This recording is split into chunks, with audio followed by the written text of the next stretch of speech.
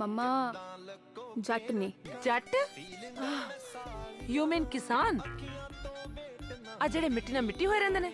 ਨਹੀਂ ਆਂਟੀ, ਆ ਉਹ ਵਾਲੇ ਜੱਟ ਨਹੀਂ, ਆ ਵੱਡੀਆਂ ਕੋਠੀਆਂ, ਮਹਿੰਗੀਆਂ ਕਾਰਾਂ, ਇੰਪੋਰਟਡ ਅਸਲੇ ਵਾਲੇ ਜੱਟ ਨੇ। ਓ